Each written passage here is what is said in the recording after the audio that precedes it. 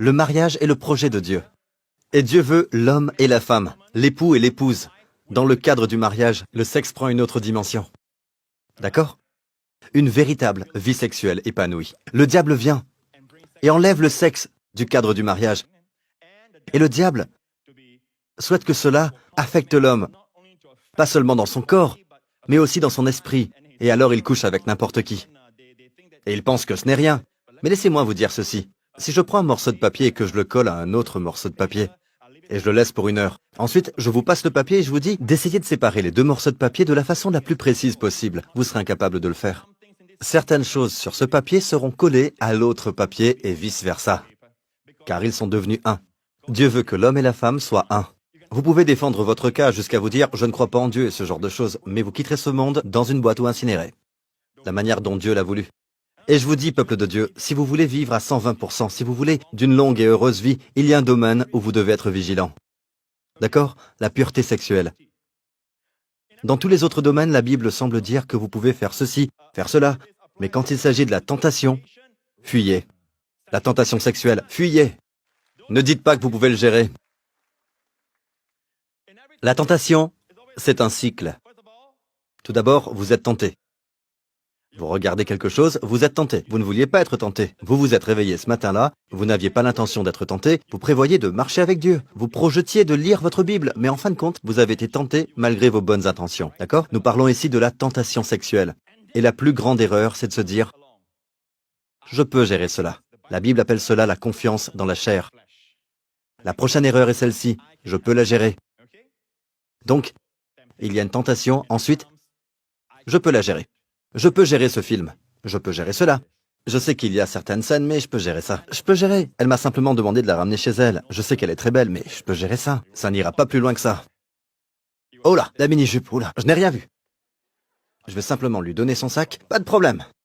Je sais qu'elle est la femme d'un autre, mais elle veut qu'on parle. Alors on parle. Elle veut mon numéro, je le lui donne. Je peux gérer cela. Et tous ceux qui disent cela sont bien intentionnés. La plupart a de bonnes intentions. Ils ne projettent jamais de tomber dans l'adultère.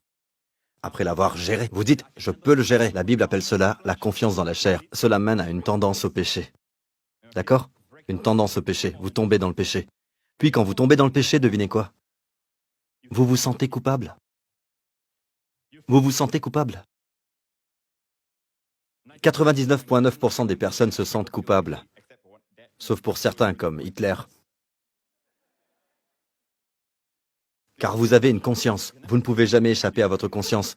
Maintenant, vous vous sentez coupable, et la psychiatrie, la psychologie, disent que si vous êtes coupable, vous ressentez la culpabilité perpétuelle, qu'elle soit une culpabilité réelle ou une fausse culpabilité. Vous vous sentez coupable. Vous êtes condamné à répéter ce comportement. Mais, en tout respect, les médecins n'ont aucune réponse. Seul Jésus a la réponse. Il n'y a donc maintenant aucune condamnation, et en faisant cela, il détruit la connexion. Vous êtes là? Car plus vous vous sentez coupable, et moins vous résisterez à la tentation. C'est un cercle vicieux. D'accord? Maintenant, certains parmi vous disent « Pasteur Prince, je pense que tout péché est péché. Je ne crois pas qu'il y a un péché qui soit plus grand qu'un autre. Non, le péché sexuel est plus grand. » Ah, Pasteur Prince, vous êtes en train de mesurer les péchés. Oui, je le fais. Ne vous y trompez pas. Il y a des péchés qui sont moins graves, et il y a des péchés qui sont plus graves. Quand vous péchez contre votre corps, c'est différent des autres péchés. Voici la preuve dans les Écritures. Regardons 1 Corinthiens 6. Ne savez-vous pas que celui qui s'attache à la prostituée est un seul corps avec elle? Car est-il dit, les deux deviendront une seule chair. Mais celui qui s'attache au Seigneur est avec lui un seul esprit. Fuyez. Fuyez l'impudicité. En passant, les mots immoralité sexuelle ou impudicité, c'est porneia. Porneia, cela semble familier, n'est-ce pas? Porno, porneia.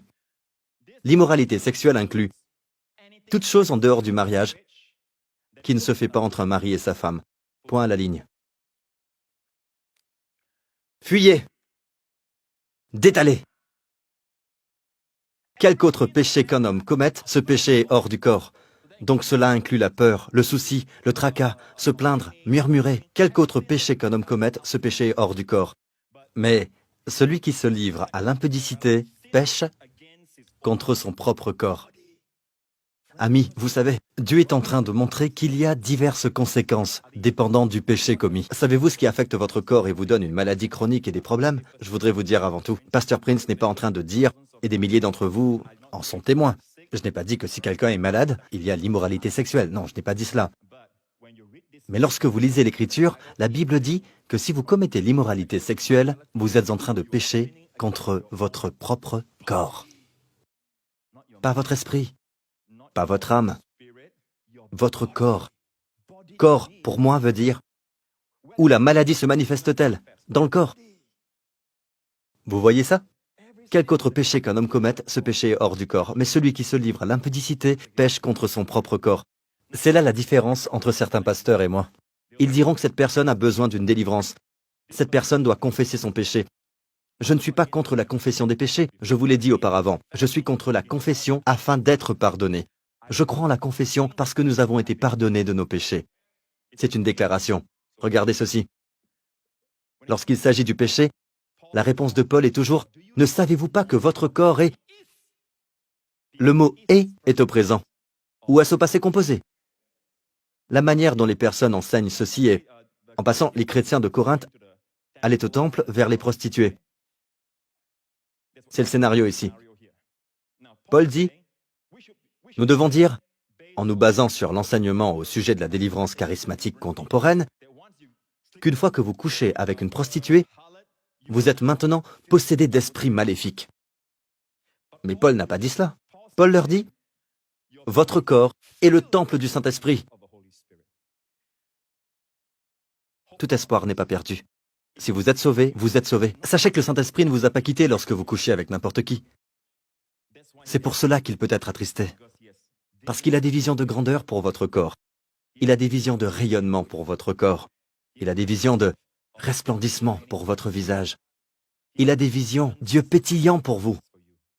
Il a une vision de vous à 70 ou 80 ans. Les gens disent « Mon Dieu, vous avez l'air d'avoir 50 ans. Vous avez l'air d'avoir 40 ans. » Il a des visions de grandeur pour vous. Tout ce qui est moins que cela est péché, ne reflétant pas l'étendue de la gloire que Dieu vous réserve. Vous comprenez?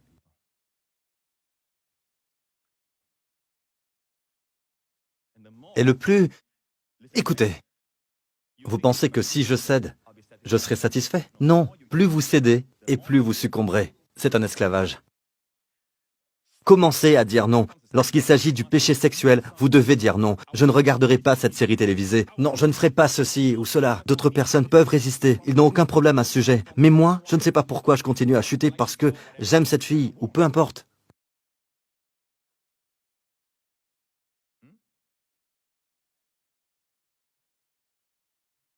Loué soit Dieu. D'accord? N'est-ce pas merveilleux d'avoir toujours le Saint-Esprit en vous? Le mot « est au présent. Ne savez-vous pas que votre corps est le temple du Saint-Esprit qui est en vous, que vous avez reçu de Dieu, et que vous ne vous appartenez point à vous-même, car vous avez été racheté à un grand prix. Quel prix?